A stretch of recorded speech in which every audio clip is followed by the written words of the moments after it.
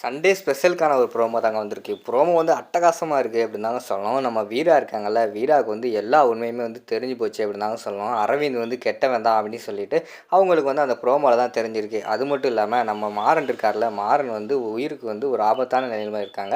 அவங்கள வந்து கடைசியில காப்பாத்துறது யாருன்னு பார்த்தா, நம்ம பாண்டியன் தாங்க வராங்க. பாண்டியன் வந்து உண்மையெல்லாம் சொல்ற மாரி தான் காட்டிக்கிட்டு இருக்காங்க. அதெல்லாம் பார்க்குறக்கும் சேனல மட்டும் மறக்காம லைக் அண்ட் சப்ஸ்கிரைப் மட்டும் பண்ணிருங்க. ஃபர்ஸ்ட்டு எடுத்தோனேயுமே வந்து அந்த குலதெய்வம் கோயிலுக்கு வந்து போகணும்னு சொல்லிட்டு ஜோசியர் வந்து சொல்லியிருந்தாங்கல்ல. சரின்னு சொல்லிட்டு குலதெய்வம் கோயிலுக்கு வந்து எல்லாருமே கிளம்புற மாரி தான் காட்டிக்கிட்டு இருக்காங்க. சரின்னு சொல்லிட்டு ராமச்சந்திரன் வந்து கார்த்தியை மட்டும் விட்டுட்டு எல்லாத்தையுமே கூட்டு வராரு.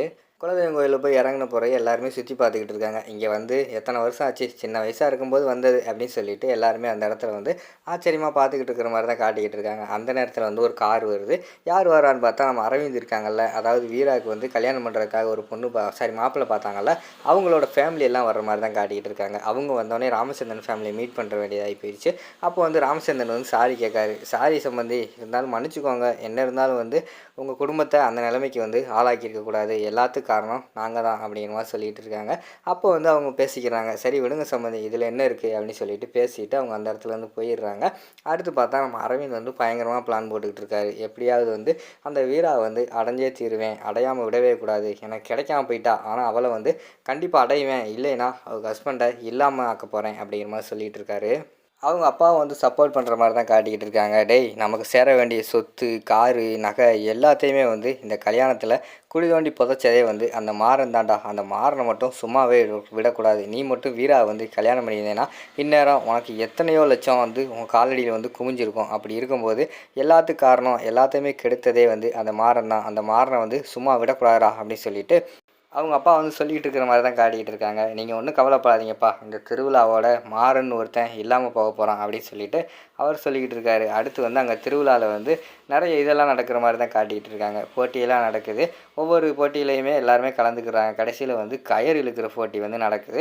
அதில் வந்து மாறன் ஃபேமிலி அவங்களுக்கும் அங்கிட்ட அரவிந்த் அவங்க ஃபேமிலிக்கும் நடக்கிற மாதிரி தான் காட்டிக்கிட்டு இருக்கு. ரெண்டு பேருமே வந்து கயிறு இழுக்கிற போட்டியில் வந்து ரொம்ப ஆக்ரோஷமாக கலந்துக்கிட்டு இருக்காங்க. விடக்கூடாது, இவங்களை எப்படியாவது வந்து மண்ணக்கோ வச்சிடணும் அப்படின்னு சொல்லிட்டு அரவிந்த் அவங்க ஃபேமிலி வந்து கடைசியில் வந்து பயங்கரமாக இழுத்துக்கிட்டு இருக்காங்க. ஆனால் வந்து வின் பண்ணது யாருன்னு பார்த்தோம்னா மாறன் அவங்க ஃபேமிலி தான் வின் பண்ணிடுறாங்க. டேய், இவனை இன்றைக்கி நைட்டாக தூக்கிறோண்டா அப்படின்னு சொல்லிட்டு அரவிந்த் அவங்க ஃபேமிலி அவங்க ஃப்ரெண்ட்ஸ் எல்லாம் இருக்காங்கள்ல, அவங்கெல்லாம் வந்து மாறனை தூக்கிறதுக்காக பிளான் போட்டிருக்காங்க. நைட் நேரத்தில் வந்து மாறன் வந்து தனியாக மாட்டிக்கிறாரு. அந்த நேரத்தில் அவங்க எல்லாருமே சேர்ந்து மண்டையில் அடித்து அவர் வந்து கிறங்குற மாதிரி ஆகிடுறாரு. தூக்கி கயத்து இதில் கட்டி வச்சிடுறாங்க. அதாவது ஒரு மரம் மாதிரி இருக்குது, அதில் கட்டி வச்சு அவங்களுக்குள்ளே அவர் மேலே பெட்ரோல்லாம் ஊற்றிடுறாங்க. அந்த நேரத்தில் அங்கிட்டு வீரா வந்து தேடி வராங்க. மாறன் எங்கே போனான், வரேன்னு சொன்னானே, அளவே காணும் அப்படின்னு சொல்லிட்டு அவங்க ஒரு பக்கம் தேடி வர்ற மாதிரி தான் காட்டிக்கிட்டு இருக்காங்க. கடைசியில் பார்த்தா தான் நம்ம வீராவுக்கு வந்து உண்மையெல்லாம் தெரியுது. அரவிந்த் வந்து கெட்டவன், அரவிந்த் தான் மாறனை வந்து தூக்கி கட்டி வச்சுருக்கான் அப்படின்னு சொல்லிட்டு அவங்க போய் சண்டை போடுறாங்க. அப்போ வந்து அரவிந்த் வந்து உண்மையை சொல்கிறாரு. ஏய், உன்னை அடையணும்னு நான் நினச்சேன்டி. யாருக்காக? உன்னோட சொத்துக்காக, வரப்போகிற சீதனத்துக்காக தாண்டி. எல்லாத்தையுமே கெடுத்தேன் இவன் தான், இவனை உயிரோட விடக்கூடாது அப்படின்னு சொல்லிட்டு அந்த இடத்துல வந்து அவங்க ஆக்ரோஷமாக பேசுகிற மாதிரி தான் காட்டிக்கிட்டு இருக்காங்க. வீராவால் எதுவுமே பண்ண முடியல. ஏய், எப்படியாவது வந்து மாறனை விட்டுருங்கடா அப்படின்னு சொல்லிட்டு அவங்களுக்கு கெஞ்சி பார்க்காங்க. அவங்க வந்து கடைசியில் தீப்பந்தத்தோடு வந்துட்டாங்க. உடனே வந்து அண்ணன் எப்படியாவது வந்து மாறனை காப்பாற்று அப்படின்னு சொல்லிட்டு கத்துறாங்க. டக்குன்னு பார்த்தா அங்கே ஊருக்குள்ளேருந்து குறி சொல்கிற சாமி மாதிரி ஒருத்தர் வராரு. அவர் உடம்புக்குள்ளே வந்து பாண்டியன் புகுந்து வராரு. வந்தவொடனே டேய் சரவணா வேணாண்டா அப்படின்னு சொல்லிட்டு இருக்காங்க அவங்க. டேய், நான் சரவணன் கிடையாதுடா, நான் பாண்டியன்டா அப்படின்னு சொல்லிட்டு அங்கே இருக்கிற ரவுடிகள் எல்லாத்தையுமே அடித்து தும்சம் பண்ணுற மாதிரி தான் காட்டிக்கிட்டு இருக்காங்க. அப்போ தான் வந்து அவங்க உடம்புக்குள்ளேருந்து நம்ம பாண்டி வந்ததை வந்து வீரா வந்து பார்க்குற மாதிரி தான் காட்டிக்கிட்டு இருக்காங்க. கையெடுத்து கும்பிட்டு அழுகிற மாதிரி தான் காட்டுறாங்க. அதோட பார்த்துக்கிட்டிங்கன்னா அந்த ப்ரோமோ வந்து முடிச்சிடுறாங்க.